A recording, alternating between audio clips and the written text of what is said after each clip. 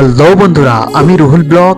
আমি চলে এলাম আপনাদের মাঝে আবার আমাদের বোনের বিয়ের পার্ট 4 ব্লগ ভিডিও নিয়ে। তো আগের পার্টে আপনারা দেখতে পেয়েছেন যে সেখানে প্যান্ডেল কিরকম হয়েছিল, খাওয়ার প্যান্ডেল কিরকম হয়েছিল, সবকিছু দেখিয়েছিলাম। দেখতে পেলেন সবাই জল তুলতে এসেছে, জল তুলে সবাই বাড়ি চলে গেল। তারপরে আমরা কিছুক্ষণ অপেক্ষা করে রেডি হয়ে চলে এলাম বিয়ে বাড়িতে। তো আমরা এসেছি দুইজন, আমি আর লোকেশ।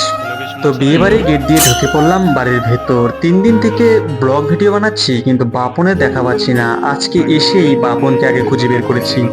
দেখতে পাচ্ছেন বাপন কতটা খুশি এবং তার বোনের বিয়ের চাপে সে ড্রেস পরতেও ভুলে গেছে। দেখতে পাচ্ছেন কিরকম অবস্থা, তার বেহাল অবস্থা। চলে এলাম মণ্ডপের সামনে। দেখুন মণ্ডপটা কত সুন্দর করে সাজিয়েছে। এত সুন্দর হয়েছিল যে মণ্ডপটাকে লোকেশ আর আমি অনেকক্ষণ ভরা দেখতে লাগলাম। তারপর বাপন তার ভাস থেকে কিছু বলছিল কিন্তু তার ভাসতে একদম মুখের উপরে না করে দিয়ে চলে গেল। এখন দেখতে পাচ্ছেন বাপন তার বড় ভাইয়ের কর্তব্য পালন করছে। বোনের বিয়ে মানে যে কতটা হেডেক্টের ব্যাপার সেটা তারা দুই ভাই ভালোভাবে জেনে গেল। তারপর লোকেশ আর বাপনকে আমি বিয়ে বাড়িতে রেখে চলে গেলাম একটু রিল্যাক্স হতে। চলুন একটা মজার জিনিস দেখাই। আমাদের যে রাজা রয়েছে পরের পার্টে দেখতে পারবেন, তারও বোনের বিয়ে লেগেছে।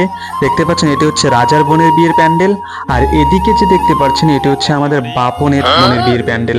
দুটো বিয়ে একসাথে লেগেছে। কিছুক্ষণ অপেক্ষা করার পরেই যখন আমি বিয়ে বাড়িতে এলাম, এসে দেখি সবাই চলে এসেছে, আমাদের ব্রাদার ফ্যামিলি। তারপর সবাই মিলে কিছু ছবি উঠে নিলাম। এই যে দেখতে পাচ্ছেন আমাদের চ্যানেলের স্ক্রিপ্ট রাইটার। তা সবকিছু শেষ করার পরেই আমরা বুঝতে পারলাম যে আমাদের খিদে লেগেছে, তাই সবাই মিলে চলে এলাম খাওয়ার প্যান্ডেলের সামনে। তা যেহেতু লোকজন বসে পড়েছে, আমাদের জায়গা নেই, তো সেখানে আমাদের ব্যাচের লোকেশ ভাই গেল একটু ক্যাটারিং করতে। তো খাওয়া দাওয়া করার পর আমরা সবাই মিলে চলে এলাম আবার বিয়ে বাড়িতে। তো দেখতে পাচ্ছেন আমাদের স্ক্রিপ্ট রাইটার কিরকম পোজ দিচ্ছে, আমি তার পেছনে পেছনে ঘুরছি একটা স্ক্রিপ্টের জন্য, কিন্তু সে আমাকে স্ক্রিপ্ট দিচ্ছে না। এদিকে একটু ঘোরাঘুরি করতে করতে ওদিকে দেখি বরযাত্রী চলে এসেছে। যে পলিসিগুলো ছিল বোনেদের সে পলিসিগুলো তারা মানছে এবং আমরা দাঁড়িয়ে দাঁড়িয়ে সেগুলো দেখছি।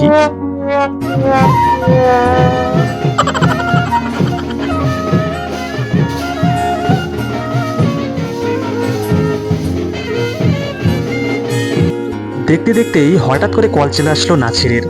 নাসির বলছে আমি সব স্টাফ নিয়ে চলে এসেছি বাজারে, আমাদেরকে রিসিভ করো। তো আমি তাদেরকে নিতে গেলাম বাজারে। তারা চলে এসেছে। দেখুন নাসির কিভাবে ভূতের মতো করে দাঁড়িয়ে আছে। নাসিরের সঙ্গে একটু কথাবার্তা বলছিলাম এবং তার গাড়িটা পার্কিং করছিল। তো তাদেরকে নিয়ে এসে খাওয়া দাওয়া করানো হলো। খাওয়া দাওয়া করিয়ে নাসির এখানে একটু গান বাজাচ্ছিল।